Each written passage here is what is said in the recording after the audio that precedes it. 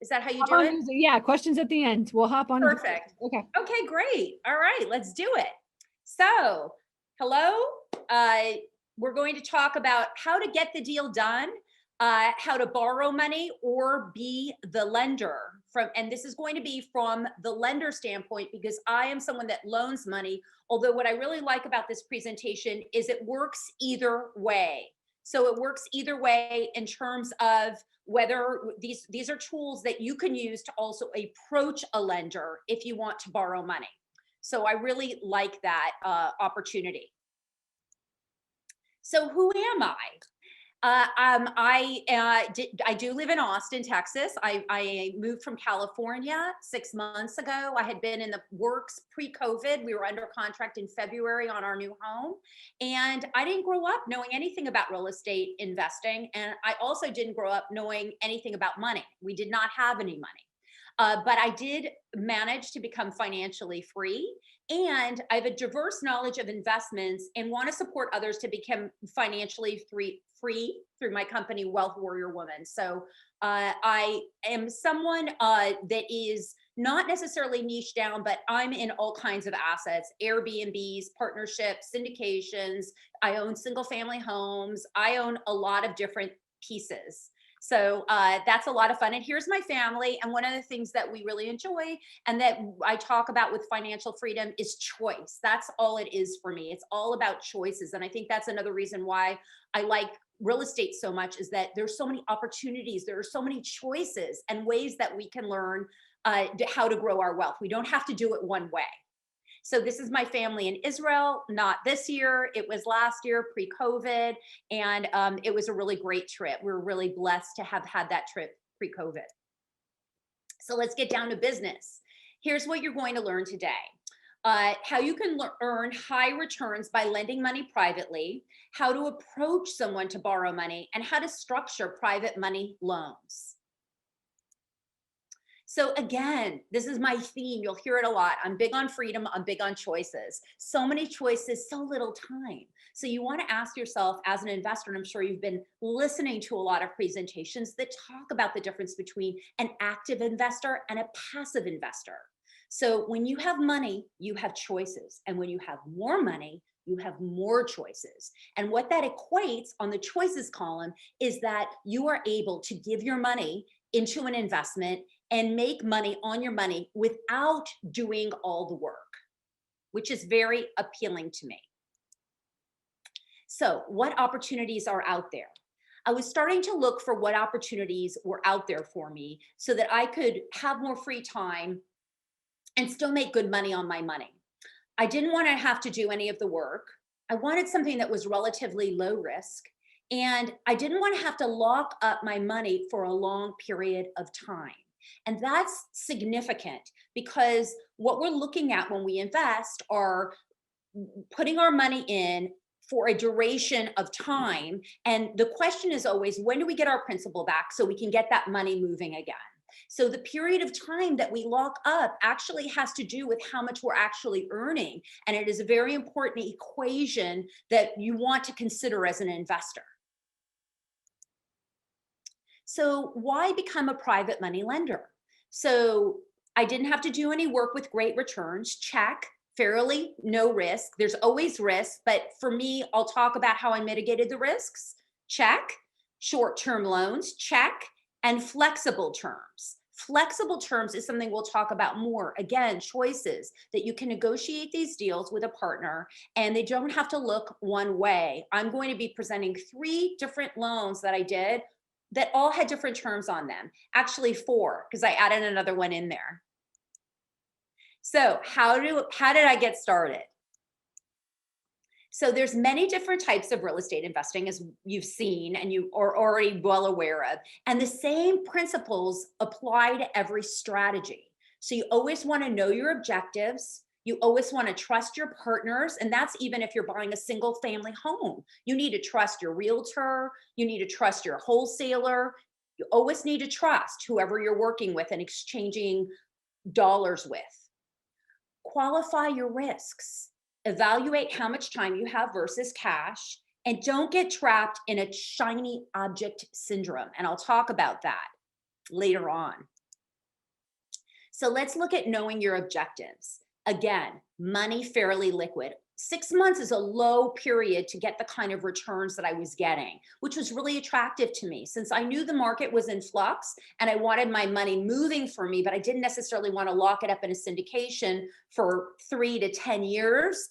I wanted to explore other options. So this met my criteria.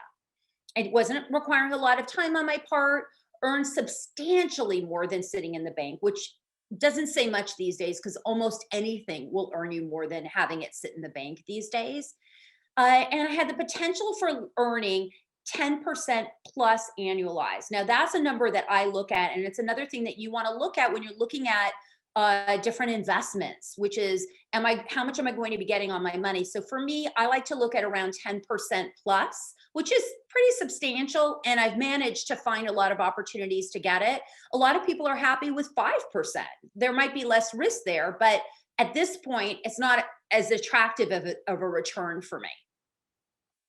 So knowing what I wanted, knowing my objectives makes it a lot easier to find investors to partner with. Okay, that's really key. Even when you're looking for properties, multifamily, single family, duplexes, fourplexes, whatever you're looking for, if you know your objectives, it's a lot easier because it's easier to share that information with other people so that they know what you're looking for. So let's get to a deal. So here's a deal I did. And as I said, I used to live in California and now I live in Austin. And this property is in Knoxville, Tennessee. So I did not invest with a partner that was in state.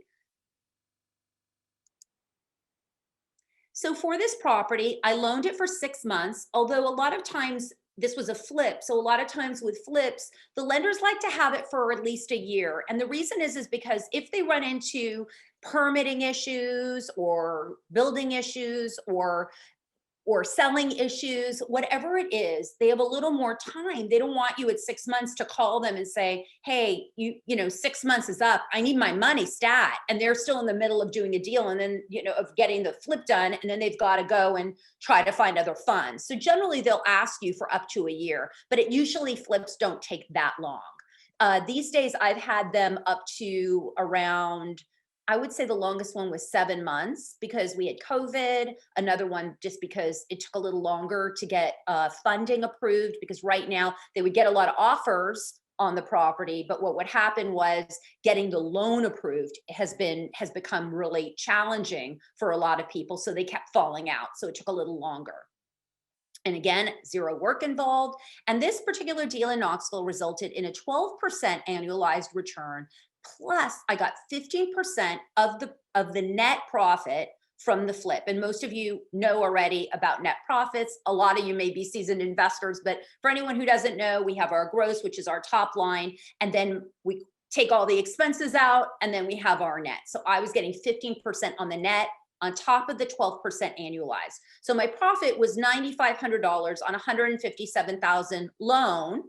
And that was for about a 7-month period. So for me, oh, actually, this one that's wrong. I think it was 15,000. I made a mistake because I forgot to calculate the other end. So I made 15,000 on 157 in 7 months, which isn't which depends on what your expectations are. For me, it was great because I didn't do anything, and my money, I had the money, and so it worked out very well for me. But if you're obviously a very active investor, then that kind of return may not be that attractive to you. Okay, so you get to create your own terms, which is really fun on this. And obviously, you're creating your terms with the borrower. So you're having a negotiation together. So these are just some different ones that I've used, or ones that a lot are industry standard. Just so you're aware, if you decide you want to approach a borrower, or if you want to. So the minimum duration of a loan is important. So in Texas, you can borrow money and pay it back whenever you want. And so what lenders tend to do is they tend to take a lot of points up front. I've heard as much as 4 points. Now I do explain points later on in the presentation, but just so you know, a point is 1% of the purchase price. So if it's 100,000, 1 point would be 1,000. So 4 points would be 4,000. The reason is because if I loan you 100,000 and then you pay it back to me in a month and I'm making 12% annualized, it's not that much of a return. And I had to go through all the work and the paperwork. So the 4 points ensures that regardless of when you refund the money, the lender is getting a nice return. The term should be set for 1 year, but you can pay it back sooner. Usually that's what happens. Like I said, you can require the borrower to have money in the deal. We call that skin in the game. So they're less likely to walk away. And what that looks like is that instead of, let's say you're doing a flip for 100,000 and the rehab is 40,000, instead of me giving you 140,000, I might only loan you 100,000, but you're paying for the rehab. So you're about at a 70-30 loan to value when you include the actual value after the flip. So let's say, like 140,000. So the idea is that you have skin in the game, which means that, once you have 40,000 in the deal, the likelihood of you saying this isn't working for me is not very likely, right? It could still happen, but it definitely mitigates risk. So, and the loan can be anywhere from 8 to 12% plus points. And also you can also split a 50-50 on the profit. So sometimes for different reasons, a lot of times this happens when a borrower is new to the game, so they don't have a big track record. So the risk is more, so someone might really believe in that person and like the deal and like the numbers. And so they may say, look, I'll loan you all the money, but I want half of all the profits. Sometimes they even take the 12% for the loan. I apologize for my dog barking. She usually goes in the crate, but there you have it. So more options on terms. I'm going to shut the door. Hang on.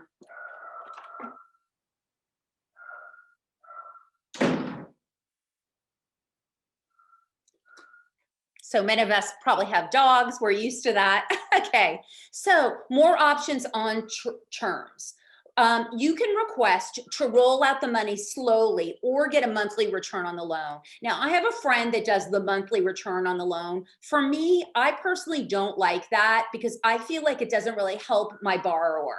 Because basically what I'm saying is, I'm going to give you $100,000, but I want you to pay me back 12% every month because I want to make sure that you're on track and that you're giving me payments. The reason why I don't like that is because I feel like they're borrowing money for a reason. They need that money to do the job. So if I'm asking them to give me back money while they're trying to get the job done, I feel like it's a little bit controversial in terms of objectives. So, but it is something that people do. And like I said, I have a friend that does it and she likes it because she likes seeing money come in every month.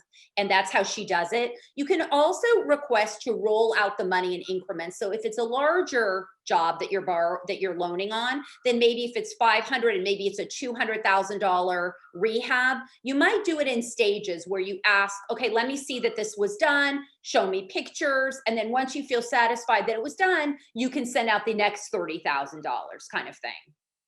So that is just a comfort level, but it helps a little to mitigate risk. And asked to see, like I said, visual reports of how the project is going so that you can understand, how they're progressing and that the work is actually being done. So you need to trust your partners. This is really, really critical. If at any point before you make a deal, you get any sense that they don't know what they're doing, that they're not comfortable, that they're not responsible, whatever it is, I would recommend not doing the deal. There are a lot of people that are on top of their game and that are really looking at what they're doing carefully and that have a lot of experience. So you need to really trust your partners. So one of the ways we know is also if somebody presents a clean offer with comps and they can show you, okay, this is what I'm looking at, this is what I project the returns to be, and they're really showing you the numbers so that you can analyze it and you can see what's going on, not just, hey, I've got a deal, do you want to give me some money for it? That doesn't work. You want to see a track record and a reason why someone would trust you with their money. You want to talk to references. A lot of times I get calls from my other borrowers asking me to talk to new relationships that they've cultivated to say, yes, I've done deals with this person. Yes, it's worked out well. And that can mean a lot. Again, put skin in the game. Like a 70-30 is really common. It depends on your comfort level. And sometimes people just don't have 30% to put in. So you need to decide if you're comfortable with that. Again, do your due diligence. Always do your due diligence on any job. You're probably tired of hearing everyone say that. I'm sure it's in every presentation. So where do you meet these partners? You go to networking events, and often one person will lead you to another. Local meetups are great, and Bigger Pockets is a great resource. I actually met my partner, one of my partners in Knoxville I went to a meetup, and God, I apologize about my dog. I don't know what's going on with her. Okay, hopefully she'll stop soon. I apologize. Okay. I'm trying to think if I want to have my son get my dog. Hold on, let me text him and tell him to get my dog. I do apologize, but she always goes, I usually lock her up, and the one time I don't, she goes berserk. Okay, sorry about that. Okay, now let's see if he actually gets off his games to see that I want him to do that. All right, that's a whole other story, parenting. Okay, so networking. So I met one of my partners. What happened was I actually had gone to a meetup, and I met this guy who was not really into real estate and didn't seem like he was very savvy about it at all. But I was talking to him about what I do and what he does. And he said, "You should meet my friend Jim." And I'm thinking, this guy doesn't know anything about real estate, but yet he's going to introduce me to his friend Jim. How's that going to go? But I thought, okay, have Jim call me. Sure enough, Jim called me. And I thought, oh gosh, how's this going to go?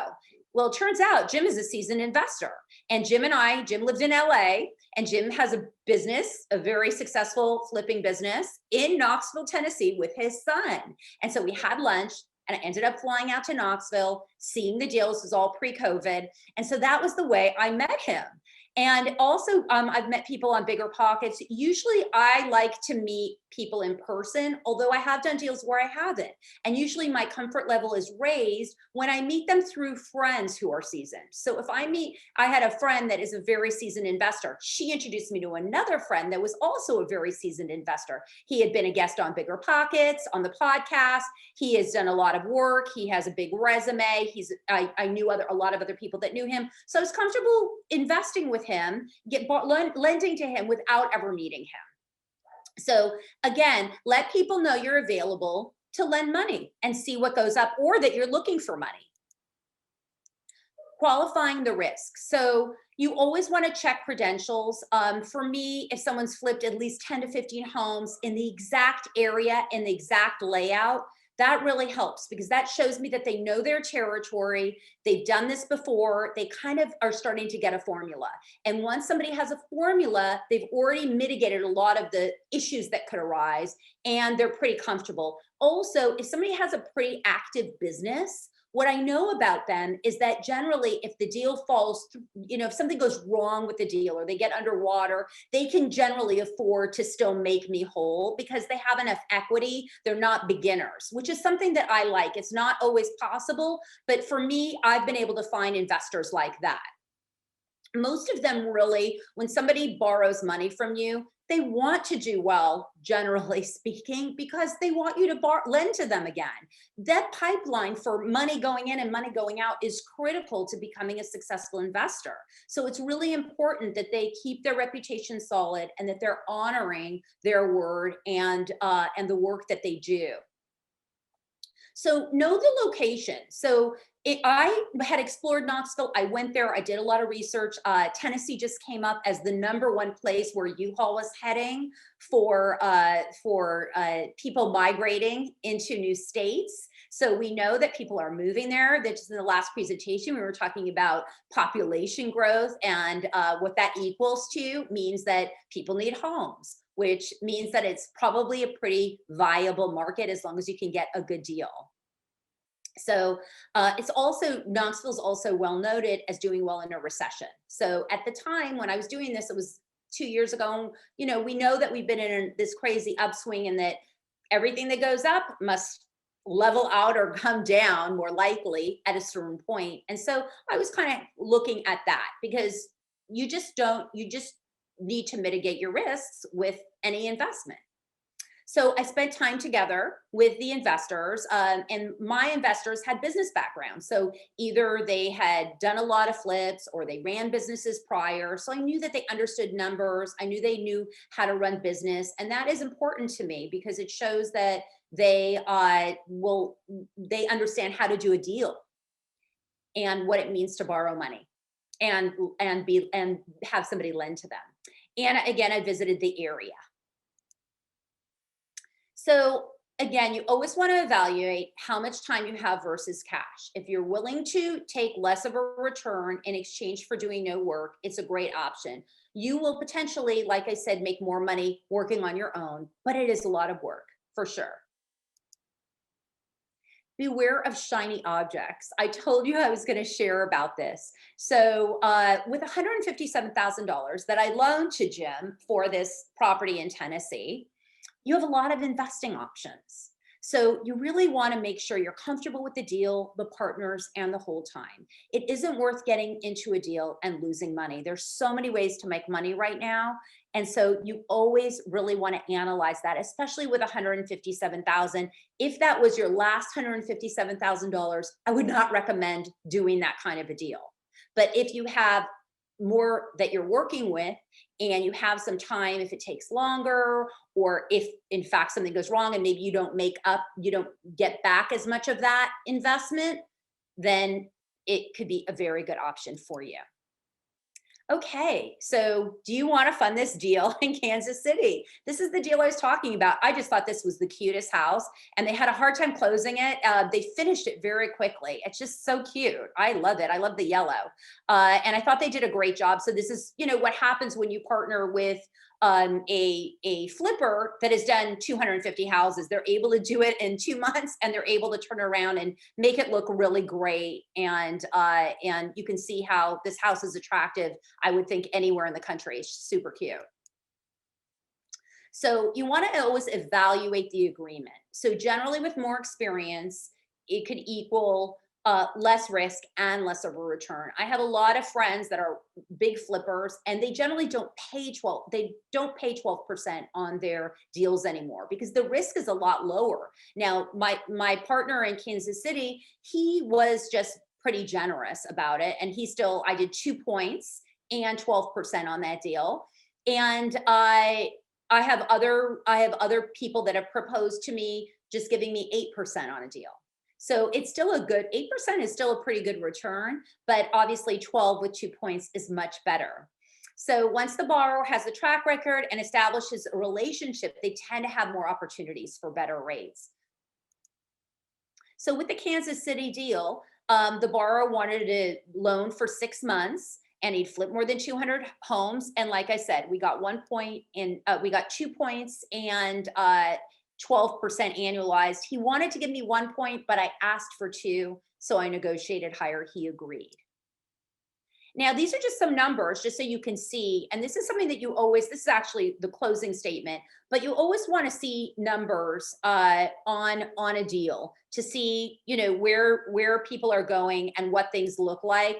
I'm not going to get too detailed on this, but just to show you, you see a purchase amount, you see sales and expenses, holding periods, and net profit. You always want to be able to see what the numbers look like, right? You want to see where they're projecting, and you want to make sure that you agree with those numbers. So you want to maybe run your own analyses and make sure, yeah, that sounds pretty accurate to me. I think that that's doable, so that you feel comfortable. Okay, what are points? We already talked about that. Negotiating your terms, we talked about that. Now, we talked about that 50-50 split. So I'm actually right now doing a 50-50 split with a deal in Nebraska. So you can negotiate these deals, and you can make a lot of opportunities work. Now, let's talk a little bit more, and this is critical, about mitigating the risks and the borrower's protection.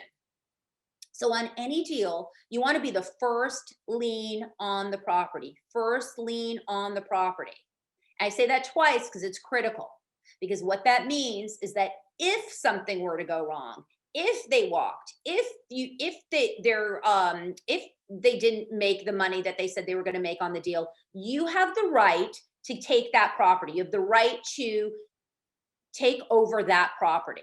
And so that means you have an asset that is obviously, it's usually distressed if it's a flip, but still it's worth something and you could still fix it up, you could manage it, you could figure it out. You have some leverage there. It's very critical. Make sure your documents are signed and checked by an attorney. Okay, you don't necessarily have to go to an attorney, but if it's your first deal and you're not really sure what's going on, I highly recommend it because you want protection in these situations and the documentation is critical. Use escrow services to control financial exchange. Never wire money directly to a person. I can't say that enough.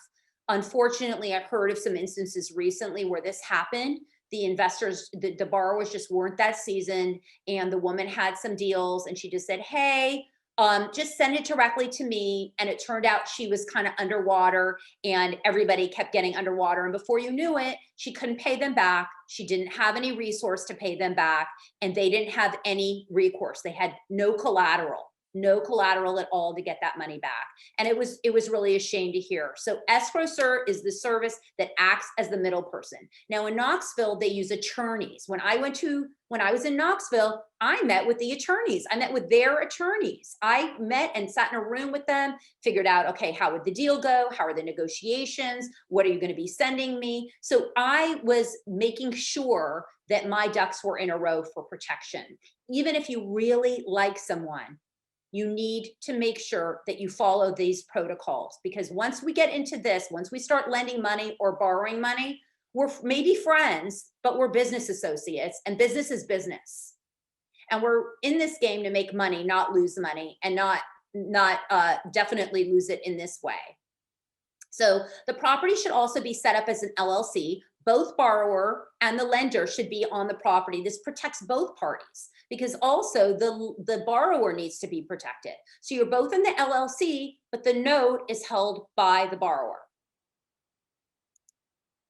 Okay, so like I said, I'm currently lending on one deal in Nebraska where I have a 50-50 split. And recently I've entered into a fund that is a lending fund. So I'll explain a little bit more about the fund and why I did it, because it's another option. And the point is that once you get a deal, you want to get one deal completed before maybe you get into another deal with a borrower. So if a borrower starts calling you and giving you 5 deals, just maybe get one deal done so that you see that through to fruition and then go in another. And the other point that I want to make is as you progress and you meet more investors and people know what you do, you have a pool of greater opportunities. So hence came the fund that I recently found out about, but I really like it. So my Nebraska deal is a 50-50, and the fund that I found is a minimum of $50,000 with a 10 to 12% annualized return and a 30-day liquidity. On this fund, they will also pay you the 10% monthly distribution, so you can get a cash return, which is incredible. And or the way that you get a higher return is by, if you don't need the money, what you can do is you can elect, just like in any investment, to have those proceeds stay in the fund, and then of course we're compounding, so you make more on your investment. Now, all the loans in this fund are in Texas, which I'm very comfortable in. Of course, I moved to Austin. I like Texas. And all the loans that they fund, because they do fund on flips, they're all 70-30.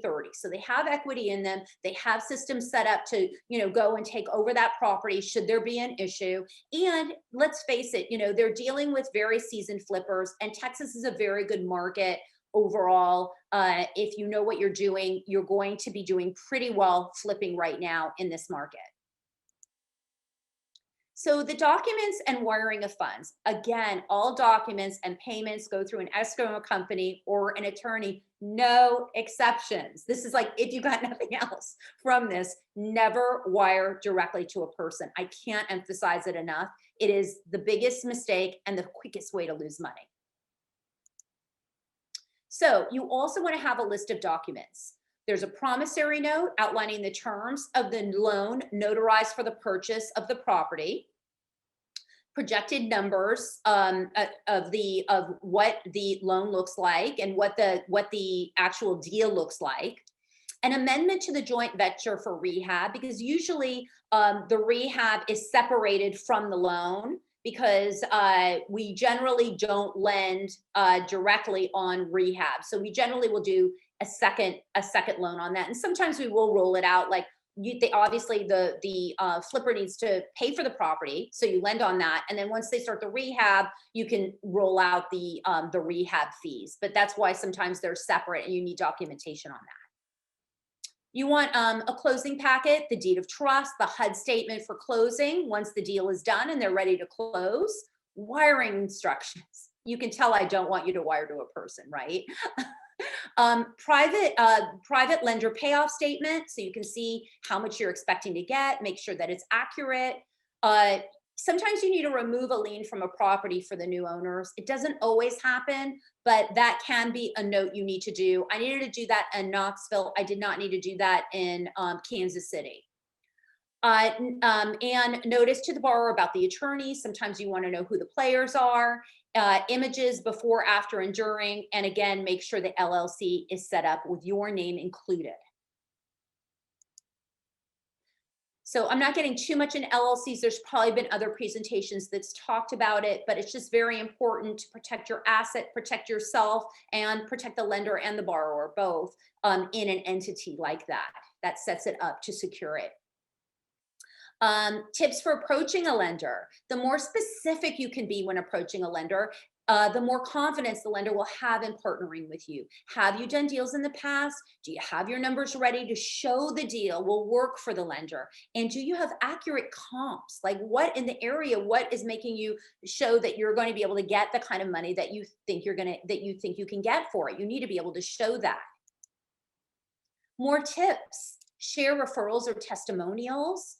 Have an LLC set up and an attorney on call, so that if somebody says yes, and then you say, well, I don't even know what attorney to call, it makes it look a little bit unprofessional. So, may give a lender a feeling of hesitation. You don't want to do that. You want them to feel like you've really done all your homework. You want to have an established relationship with an escrow company. That doesn't mean you have to have done a deal with them, but certainly call escrow companies, start talking to them, find out who you like and who you would do a deal with once you find a deal. Offer to put some of your own money in the deal so that you have skin in the game. It shows that you really believe in the project, and that also you're not completely living on your last dime, so that the lender has comfort that that they're not going to be strapped if you go over budget and it's $10,000. You can figure out resources to cover it. Not that you're going to keep calling them. I can't finish this project unless I get 50,000. Stressful. And make sure all your documents are in order. And how to appeal to the borrower, which is asking them the big question, which I think, in terms of the pain point, is asking how much is your time worth? So decide how and where you want to spend your money, spend your time. And if you don't have time and want money, show them they'll not have to think about the project until they get their money back with a sizable return that's attractive. So borrowing money is a responsibility and needs to be handled professionally, so the lender has confidence in your abilities. For the borrower or lender, consider how much is your money working for you currently. If you are sitting on the sidelines, I encourage you to intelligently and carefully figure out a way to get your money working where it's not sitting in a bank. Now, sometimes I have plenty of money sitting in a bank right now. I don't like it, but if I don't have other places to put it that work with my overall wealth strategy, then I will keep it there in the meantime. There's a lot of other options. I'm moving those vehicles into life insurance policies. I'm doing other things to make sure every dollar has a job. But if you're earning 0.002% in the bank for an extended period of time, you are losing money in inflation, at least 3%. And with the way the dollar's being printed, you're losing a lot more. So you really need to be strategizing and figuring out what you can be doing to get your money working. Also, if you need more access to money, look at your 401k. If it's not self-directed, that's a great vehicle to use for lending. And I've done that several times. I've used my in fact, all my deals are funded through a 401k. So there you go. Self-directed, it must be self-directed.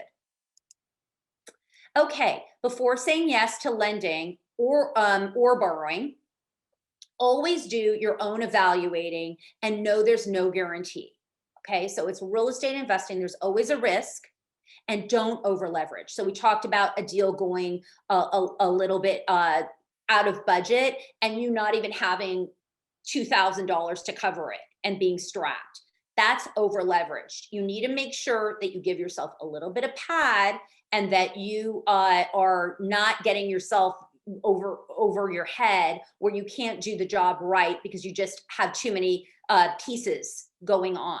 So don't over leverage. Do your due diligence, ask for mentors and support either as a lender or a borrower. So having someone seasoned that can check your numbers and projections until you are more comfortable with the process is invaluable. And even if you have to pay someone, which I shouldn't say even if you have to, because to me, it's a joy to pay someone because I know that they're paying attention because what we pay for, we pay attention to. So I know when I pay someone, they're giving me their full attention and undivided time because I just paid for their service. And I know that they're going to want to give me value more than ever. That's not to say that people don't want to do it for free, but there is an exchange of value versus money. And it does make a difference in the services that you get. So there's so many ways to invest in real estate and grow your wealth. I believe it's important to educate yourself about all the opportunities available to you through real estate so you can be knowledgeable about how to grow your wealth. Educate, empower, own. That's my motto. And here I am. This is my contact information, Wealth Warrior Woman, WOMAN.com. You can also email me at hello@wealthwarriorwoman.com. And I do offer classes and free resources, which I'm going to give you one here. And you can, and I also coach one-on-one, so you can learn more about that if you're interested on the website or via email. The free gift is a 10-step checklist to vet sponsors, generally for syndication, but I feel like this list also works for borrowing and lending. And so I wanted to give this to you, and you can get it at this link here. And now hopefully I have time to answer questions. I don't know how long that was, but generally it works out pretty well. I love that presentation so much. Yeah, it's so good because I mean, essentially, people know the concept of private lending, but I always tell all my students, it's like your end goal should be to lend money because essentially what you said, you do nothing except for like, maybe you do like, you wire the money to the attorney or whatever, but your money is working for you. So I love this presentation. And I mean, you talked about all the steps of private lending and exactly what you should be doing on both sides. It's exactly the same steps, but from the point of view of our end goal should be to lend as an investor. That's what our end goal should be. So I loved it very much. Thank you. Thank you. And it looks like, do we have until 5 until the next? Yeah, So if there's any questions, I'm happy to answer. Yeah. So we do have some questions. Number one is, do you receive interest payments during the rehab or at the end? What's your preference? Okay. So as far as interest payments, like I said, I have a friend who really likes to get interest payments.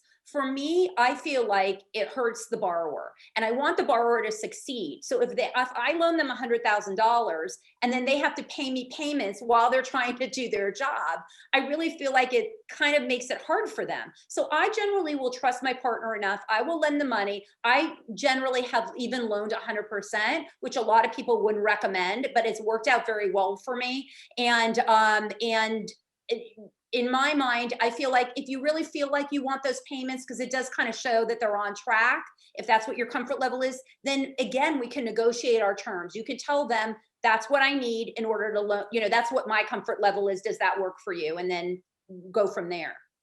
We have like on at the summit, we have like a whole a different array of people from like beginners to advanced. So for the beginners, what advice would you give to them to like find lenders or build credibility? Like, as you said, like you want 10 to 15 flips or whatever. Mhm. So somebody that doesn't have a lot of experience, what do you think? Yeah. If you don't have a lot of experience, the first thing that you can do is go to your family, honestly, because they know you, like you, and love you, hopefully. And, they tend to be a good resource. Other than that, there's a lot of companies that actually work with beginners, and they're used to it. And so I actually know of a hard money lender. Actually, she's speaking for me at the at an event next month. The Austin chapter leader of REN, which is the Women's Real Estate Network. I think Mercedes was on here earlier, and she's the chapter leader of Las Vegas. So anyhow, the point is that she does loans for, I believe, like 9%, and they will walk through the lending process. When you're new, we kind of go from private money lending into hard money lending. And I just realized my slide for the hard money lending wasn't on there. I may have accidentally erased it, but I'll put it back in there. But essentially, the hard money lender is where you go, because with distressed properties, you generally can't get conventional loans. So you really do need to go to a private lender or a hard money lender. So if you're new, you either need to go to someone that really knows you, likes you, and trusts you, or go to a hard money lender. And like I said, I know that this woman that's speaking, they have a great company and their rates are phenomenal. I've never heard, I think they take a couple points, but still you're going to pay more at the beginning to get the money. But there are companies that specialize in that. You'd be looking for a hard money lender, and make sure, look around. This is the other thing. Not all lenders are the same.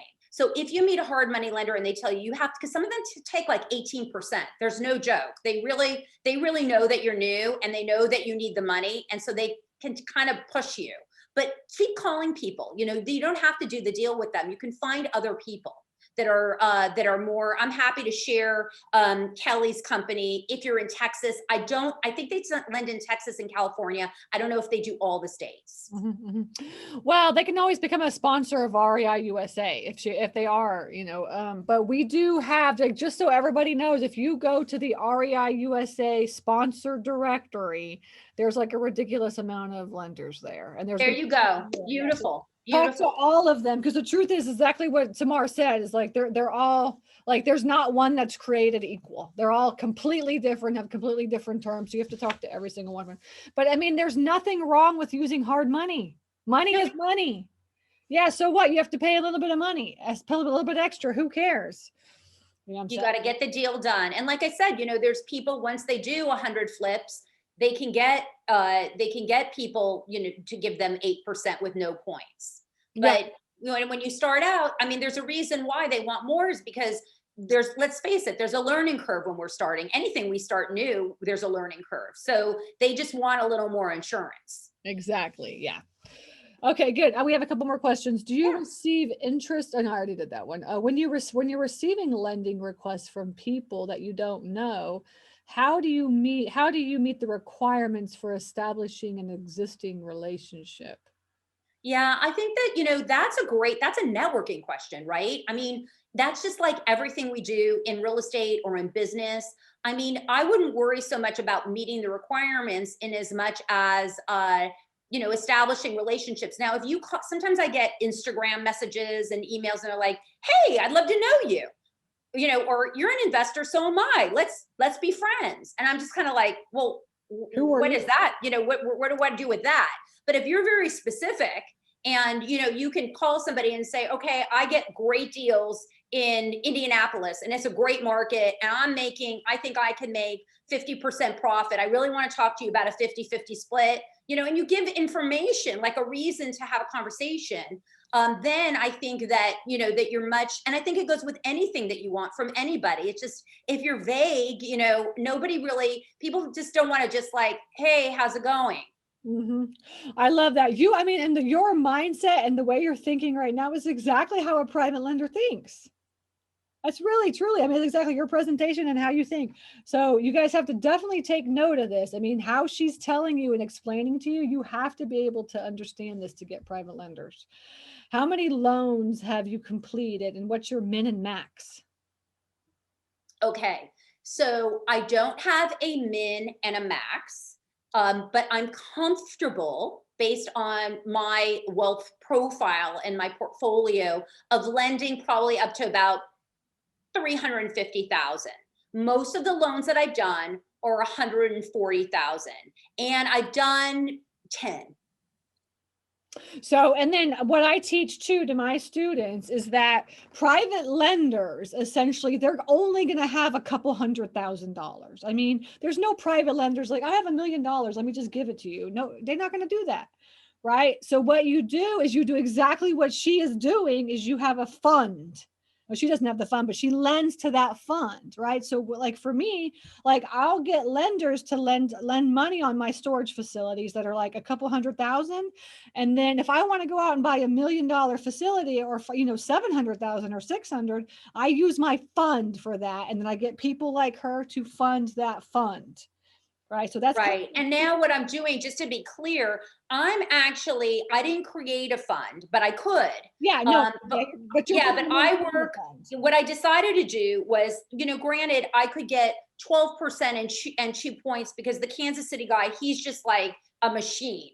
And I could just give him another, he said, do you want to roll it? And I said, no, because the reason is because the way my strategy is right now, I want liquid, as much liquid as I can, because we're in a market right now where you don't know when the deal's going to come. And you don't know when someone's going to all of a sudden raise their hand and say, I've got something, do you want it? And you got to be ready. And so for me, I'd rather take 11% as opposed to 13 and know that I can get my money with a phone call. Yeah. That's pretty cool to me. I love it. I love it. That's exactly how a private lender thinks. That's awesome. I love that so much. And then it says, are there any tax advantage or tax advantages or disadvantages to being a private lender? Yeah, no, that's a really good question. I love that you brought up taxes. I'm huge on taxes. I mean, I'm huge on mitigating taxes, I should say, but taxes are important on every single deal. You need to equate that because that makes a big difference in your profit. What you think you're making versus what tax strategy you have in place will make a huge difference in what you actually make. So that is a great question. So with this kind of lending, uh, it is not advantageous unless you have something to offset it if it is in your personal fund. Now, that said, I'm in another fund on my personal side where it is strategically set up specifically to offer depreciation and offset with a K1, which is a tax advantaged fund. So I do have some lending funds where that is the case. Now, unfortunately, the way those funds are frequently set up is that they favor people that have a certain amount of money to go into those funds. This is like an SEC thing, but the idea is that you need to be accredited.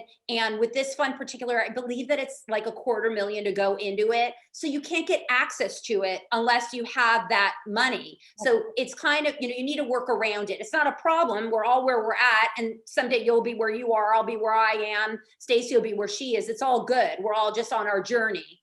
But it's just that but there are funds like that.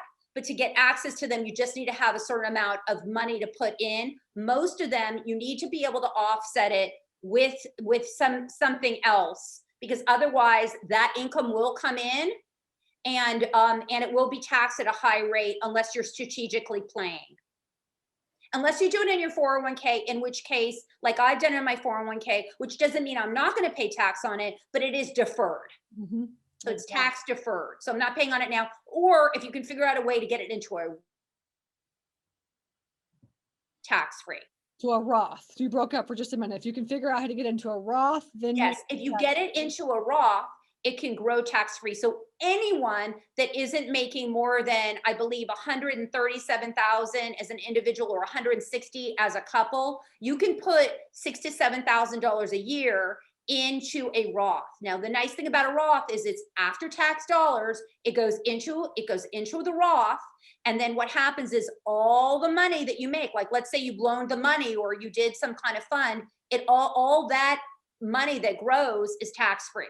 So it's really a great strategy. There's also ways, if there's people on the call, because I know everybody's at different level, if you have a certain amount of cash, there are ways in which you can start. If you have defined benefit plans and 401k profit sharing plans, there are ways. Well, actually, you can do it through a defined benefit plan. You can float some of that. There, you need a tax strategist because they get intricate to put that money into a Roth.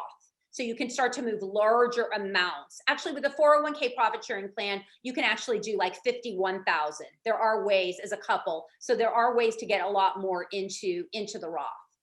I love that. Good. And if you're like totally confused on that, don't worry. We have like a handful of self-directed IRA companies Oh, that great. teach that. So like Advanta and like New View and all of these, you'll see them coming out. I promise everybody. So And just to, that's a very advanced strategy, a tax strategy is what that yeah, is. and there's a difference also, just so you know, between your self-directed 401k, a 401k profit sharing plan, a defined benefit, a defined contribution. You want to make sure it depends on where you're at, because some of the people and most people fall into the self-directed are wonderful. But what I found is that some of the self-directed people are not well versed in defined benefit plans or 401k profit sharing plans. Right. Those plans need to be actually, they're actually like tax returns. Like you need to actually account for every penny, and you need to report that to the government every year. There's a whole process with an actuary that goes on, whereas the self-directed is such an amazing opportunity. And Stacy, I guess, has a lot of resources for those. Definitely explore those.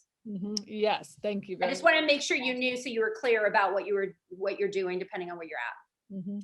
And then also I have another one that says, thanks so much for the information, Tamar. Let me see. Hang on. It's going up here. Could you review the LLC formation you mentioned? I misunderstood it. Okay, yeah. So with any investment that you're doing, really, LLCs are critical. So an LLC is a limited liability corporation, right? So what you want to do is, what happens is you create an LLC, and what that does is it sort of like creates a little, like, imagine my hand, like the LLC's in here and I protected it. So anything else you have can't get touched. It's protected. If someone wants to sue you, or if someone wants to take something from you, they can only take what's inside of this LLC. They can't take everything else. So generally, my CPA really prefers that each property that I have that I own as an individual has a separate LLC. Sometimes when you have hundreds of them, they get bulked in like 4 or 5. When you do work with partners, any syndication deal, every syndication deal that I'm in, and I'm in many, and I'm sure Stacy does this as well, all her partners are inside of her LLC. They're all part of that corporation. So that's what that is. And it's very important. You don't want to keep things in your own name. No, you definitely need to have LLCs or S corps or whatever you're doing. And actually we have a couple of people that will be teaching about that as well too in the next Awesome. video, just so y'all know. Cool. Awesome. All right, good. Wait, we have one more question that just popped up. If you're lending from your self-directed IRA, does that LLC still come into play? Say that one more time. If you're lending from your self-directed IRA, does that LLC still come into play? No, yes. Well, it depends. If you're a checkbook LLC, then yes. But if you're not a checkbook LLC, then you're just lending from your IRA. What do you have? Do you have a checkbook LLC? You know what? I do have separate checkbooks for all my LLCs. Okay. So, but did you say if it was did you say if it's in a 401k, does it come into play? Yeah, you always, generally, if you're in a 401k, you don't always, you're in the LLC if you're in a partnership like that. But if you're just buying a property on your own and it's in the 401k, it's still somewhat protected. Maximum protection, which is where I'm heading, is with the whole life plans, having them in life insurance policies. That's a whole other ball of wax. But that is like maximum protection in terms of no one being able to get in to sue you or touch it if your properties are inside of the life insurance plan. Very sophisticated. Don't have to worry about that right now, probably most of you. But it's just a bit of information that's good to know about. And I pay a lot of people to teach me these things. So Exactly. Yeah. So don't worry. Like if you're confused on that, I said, don't worry. That's like, just let's get you started investing in real estate. absolutely. And then are there, do you want me to just, oh, I guess it looks like we have 2 more. Do you have recommendations, recommended strategies? Did you do these, Stacy? For finding rehabbers Oh, that no, do I didn't do that. flips, Go like ahead the and do machine you those. have? Okay. Most rehabbers I know aren't meeting attendees and haven't seen a lot of them on BP. Most, maybe I'll start pulling up houses with rehab dumpsters. Oh, do you have any recommended strategies for finding rehabbers that do flips?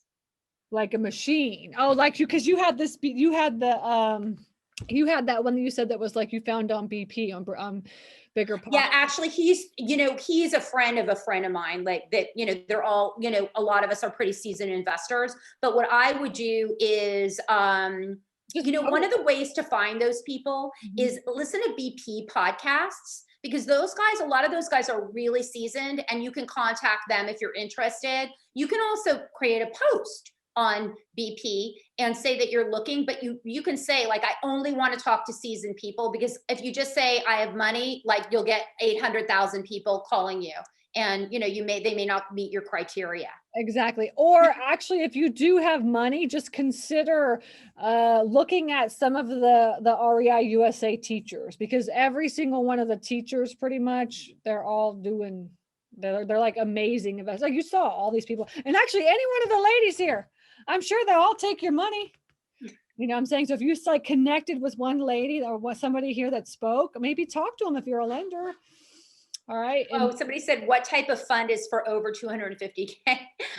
There are a lot of them. And I don't know if you're asking because you're interested in going into, if you are, then DM me and we can talk. I can give you the name, but there are a lot of them. There's, there's people that are dealing with billions of dollars, and they play high level games. So their investors need to have a certain amount of asset.